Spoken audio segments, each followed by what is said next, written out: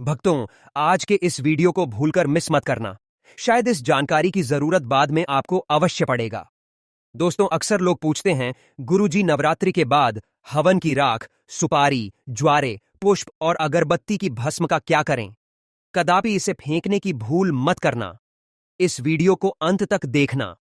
इसका प्रयोग बताया होली ताई। यही चीज नवरात्रि का माता जी का प्रसाद है, माता का साक्षात आशीर्वाद है। भूत प्रेत, क्षणिकाली शक्ति की काल है यह नवरात्रि की सिद्ध चीजें। दोस्तों, शारदीय और चैत्र नवरात्रि दोनों ही हिंदू पंचांग के सबसे पवित्र और ऊर्जावान पर्वों में से एक हैं।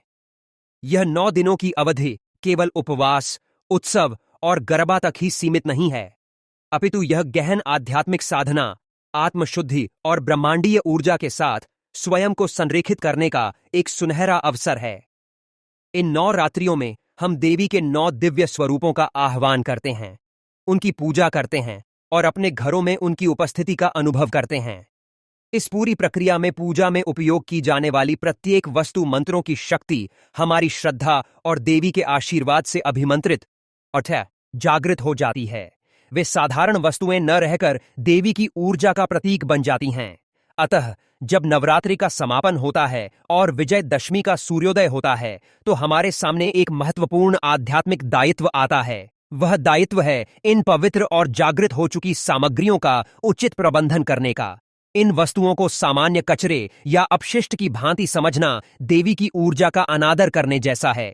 इन सामग्रियों का सही तरीके से विसर्जन या पुनः उपयोग यह सुनिश्चित करता है कि हमने जो पुण्य और सकारात्मक ऊर्जा 9 दिनों में अर्जित की है, वह हमारे घर और जीवन में बनी रहे।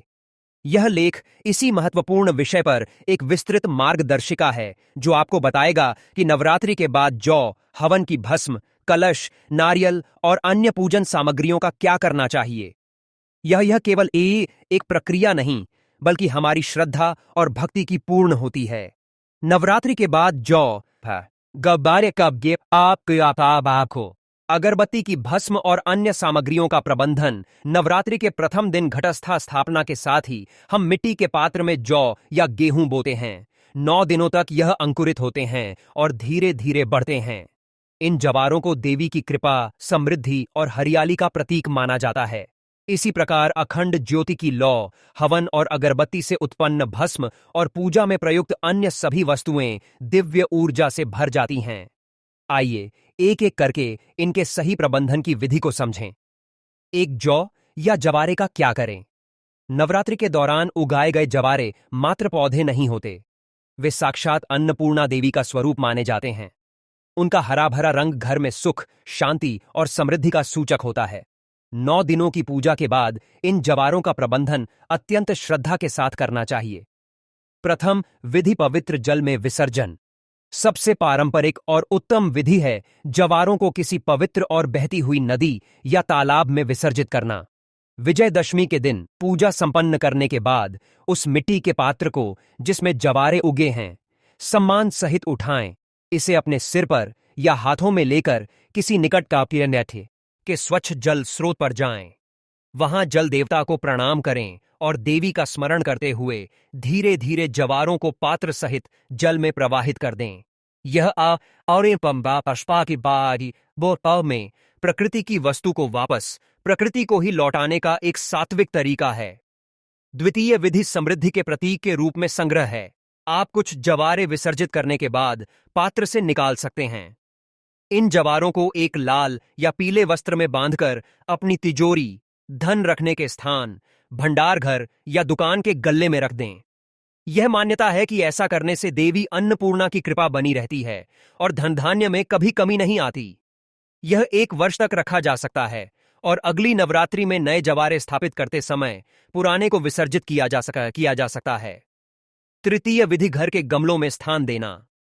यदि आपके पास कोई स्वच्छ जल स्रोत नहीं है, तो जवारों को पात्र से निकालकर अपने घर के किसी गमले की मिट्टी में दबा दें। विशेषकर तुलसी के गमले में ऐसा करना बहुत शुभ होता है। धीरे धीरे वे मिट्टी में मिल जाएंगे। ध्यान रहे कि उस गमले में कोई अशुद्ध वस्तु ना डाली जाए। चतुर्थ विधि, पशुओं को खिलाना। जवारे गाय को खिलाना भी एक पुण्य का कार्य माना जाता है। गाय में सभी देवी देवताओं का वास माना गया है, इसलिए उसे यह पवित्र प्रसाद खिलाने से शुभ फल की प्राप्ति होती है। 2 अगरबत्ती, धूप बत्ती और हवन की भस्म का उपयोग। 9 दिनों तक जो अगरबत्ती, धूप बत्ती और हवन कुंड देवी के समक्ष प्रज्वलित हुआ, उसकी भस्म या राख साधारण नहीं होती। यह अत्यंत पवित्र और सकारात्मक ऊर्जा से युक्त होती है। इसे विभूति भी कहा जाता है। मस्तक पर धारण करना। इस पवित्र भस्म को एक स्वच्छ डिब्बी में भरकर रख लें। प्रतिदिन पूजा के बाद या घर से किसी शुभ कार्य के लिए निकलने से पहले इसे अपने मस्तक पर लगाएं। यह भस्म एक सुरक्षा कवच की भांति काम करती है, जो नकारात्मक ऊर्जा और बुरी नजर से रक्षा करती है। घर की शुद्धि। यदि आपको घर में किसी प्रकार की नकारात्मक ऊर्जा या भारीपन का अनुभव हो, तो इस भस्म की एक चुटकी लेकर पूरे घर में, विशेषकर कोनों में छिड़क दें। मुख्य द्वार के दोनों ओर थोड़ा थोड़ा छिड़कने से घर में नकारात्मक शक्तियों का प्रवेश बाधित होता है। पौधों के लिए पोषण। यह भस्म पौधों के लिए भी बहुत लाभकारी होती है। इसे अपने घर के पौधों की मिट्टी में थोड़ा थोड़ा डाल दें। यह न केवल उन्हें पोषण देती है, बल्कि उन्हें कीड़ों से भी बचाती है। जल में विसर्जन। यदि भस्म की मात्रा अधिक है और आप इसका उपयोग नहीं कर पा रहे हैं, तो इसे भी जवारों की भांति पादाय पवित्र जले सिली जल में प्रवाहित कर देना चाहिए या किसी पीपल के पेड़ की जड़ में अर्पित कर देना चाहिए। 3 अन्य पूजन सामग्रियों का प्रबंधन। नारियल कलश के ऊपर जो नारियल रखा जाता है, वह देवी के आशीर्वाद से परिपूर्ण होता है। इसे तोड़कर पूरे परिवार में प्रसाद के रूप में वितरित करना चाहिए। यह प्रसाद अत्यंत शुभ और स्वास्थ्यवर्धक माना जाता है। माता की चुनरी, वस्त्र और श्रृंगार। देवी को अर्पित की गई चुनरी और यह श्रृंगार की वस्तुओं को फेंकना नहीं चाहिए। उस चुनरी को अपनी तिजोरी में या अलमारी में कपड़ों के साथ रखें। सुहागिन स्त्रियां श्रृंगार की वस्तुओं का उपयोग स्वयं कर सकती हैं। यह सौभाग्य में वृद्धि करने वाला माना जाता है। कलश का जल। कलश का जल। घट स्थापना के समय कलश में भरा गया जल दिव्य मंत्रों से अभिमंत्रित होकर गंगा जल के समान पवित्र हो जाता है। विजयदशमी के दिन पूजा के बाद इस जल को आम के पत्तों या फूल की सहायता से पूरे घर में छिड़कें। इससे घर का वास्तु दोष शांत होता है और सुख शांति का वास होता है। बचे हुए जल को तुलसी या अन्य किसी पवित्र पौधे की जड़ें वे जड़ में डाल दें। कलश के नीचे रखे चावल या अनाज। कलश के नीचे जो चावल या सप्तधान्य रखे जाते हैं, वे भी ऊर्जावान हो जाते हैं। इन चावलों को अपने घर के अनाज के भंडार में मिला दें। इससे घर में अन्न की बरकत बनी रहती है। आप इन्हें पक्षियों को भी खिला सकते हैं। यह भी एक पुण्य कर्म है। सुपारी, लौंग, लय। इस इलायची। पूजा में चढ़ाई गई सुपारी, लौंग, इलायची आदि को प्रसाद के रूप में ग्रहण किया जा सकता है या उन्हें भी पवित्र जल में विसर्जित सकते हैं। फूल, माला और पत्ते। 9 दिनों तक चढ़ाए गए फूल, मालाएं और आम के पत्ते जो सूख गए हों, उन्हें इकट्ठा कर लें। इन्हें किसी अपवित्र स्थान या कचरे में कदापि न फेंकें। इन्हें किसी गमले की मिट्टी में दबा दें ताकि वे खाद बन जाएं या फिर पवित्र अर नदी में प्रवाहित कर दें। नवरात्रि के बाद जागृत हुई चीजों का उपयोग। 9 दिनों की सतत पूजा, मंत्र जाप, आरती और भक्ति से पूजा स्थल में रखी हर वस्तु चैतन्य और जागृत हो जाती है। वे अब निर्जीव वस्तुएं नहीं, बल्कि जीवंत ऊर्जा का स्रोत बन जाती हैं। इन जागृत वस्तुओं का सही उपयोग हमारे जीवन में सकारात्मक बदलाव ला सकता है। एक देवी की मूर्ति या तस्वीर। यदि आपने मिट्टी की मूर्ति स्थापित की है, तो उसका विधि विधान से विसर्जन किया जाना अनिवार्य है, क्योंकि मिट्टी की मूर्ति एक निश्चित अवधि की पूजा के लिए ही प्राण प्रतिष्ठित की जाती है। विजयदशमी के दिन सम्मान सहित शोभा यात्रा के रूप में या व्यक्तिगत रूप से उसे पवित्र जल में विसर्जित करें। विसर्जन से पहले उनकी अंतिम आरती और पूजा अवश्य करें। यदि आपके पास धातु की मूर्ति या कोई तस्वीर है, तो उसे पूजा के बाद स्वच्छ कपड़े से पोंछकर पुनः ली अति अपने पूजा स्थान पर स्थापित कर दें। उनकी ऊर्जा पूरे वर्ष आपके घर को आलोकित करती रहेगी। 2 अखंड ज्योति का दीपक। 9 दिनों तक निरंतर जलने वाली अखंड ज्योति का दीपक अत्यंत शक्तिशाली हो जाता है। पूजा के बाद जब ज्योति शांत हो जाए, तो दीपक में बचे हुए घी और बाती को निकालकर एक जगह रख लें। दीपक को अच्छे से साफ करके अगली नवरात्रि के लिए सुरक्षित रख दें। बचे हुए घी को आप अपने घर के मंदिर के अन्य दियों में उपयोग कर सकते हैं। यह बहुत पवित्र होता है और इसे साधारण कामों में उपयोग नहीं करना चाहिए।